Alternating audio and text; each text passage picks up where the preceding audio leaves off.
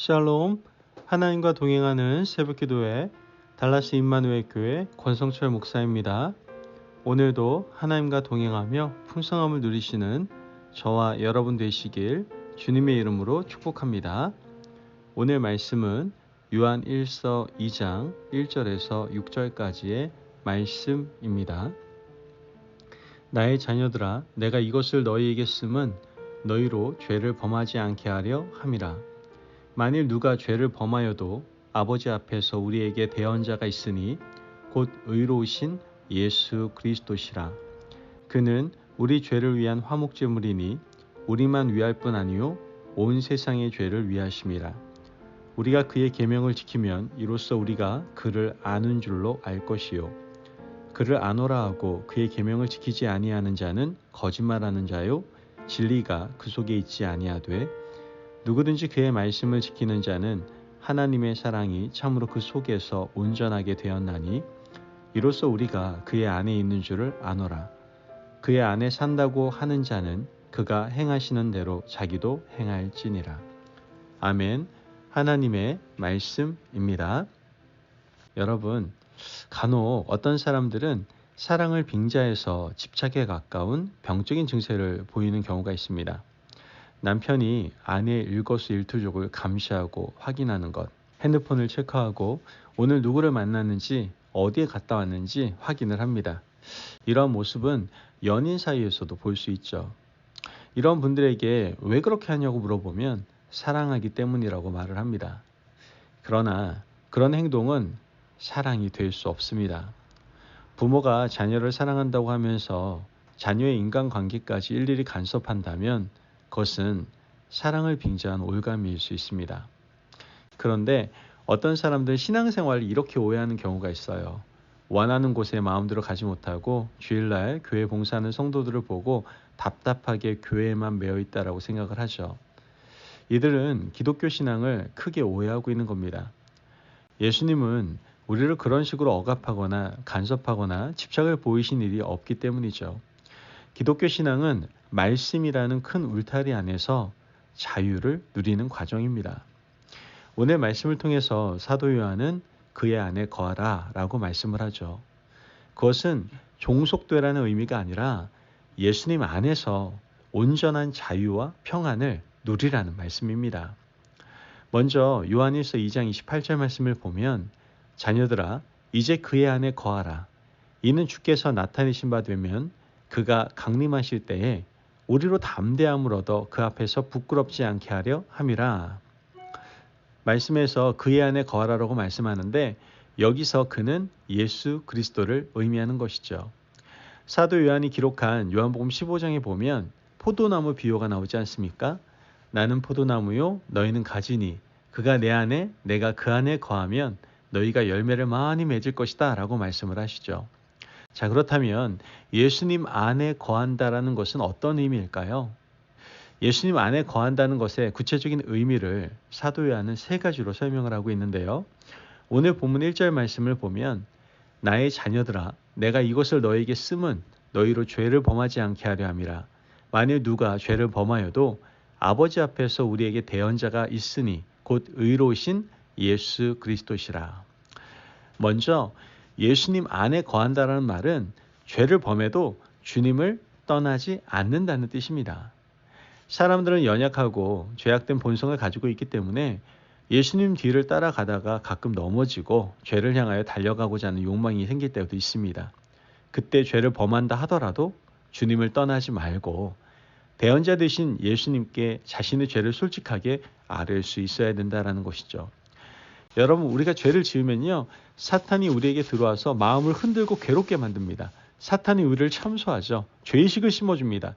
사탄이 뿌려둔 가라지, 죄의식이 우리 속에 자리를 잡으면 나도 모르게 하나님과 멀어지게 된다는 거예요. 사탄은 죄를 통해서 그것을 노리고 있는 겁니다. 대언자는 대신 말씀해 주시는 사람이란 뜻이기 때문에 우리에게 누가 있다라는 거예요? 변호사가 있다는 뜻입니다. 예수님은 우리의 변호사가 되시는 거예요. 사탄이 아무리 우리를 참소하고 하나님과 우리 사이를 갈라놓는다 하더라도 우리가 예수님께 모든 죄를 다 고백하면 주님은 우리를 대언해 주실 것이다라는 거예요.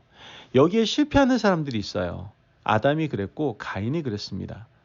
선악과 범죄 이후에 하나님께서 아담과 하와를 찾으셨지만 아담은 하나님을 피해서 숨어버렸죠. 아담아, 내가 어디 있느냐? 이렇게 하나님께 찾으실 때 부끄러워 동산 나무 사이에 숨었다라고 말을 했습니다. 가인은 어떻습니까? 하나님께서 끝까지 만류하셨음에도 불구하고 그는 하나님의 얼굴을 피해서 에덴 동편 놋 땅으로 떠나 성을 만들고 하나님을 피해 살았습니다.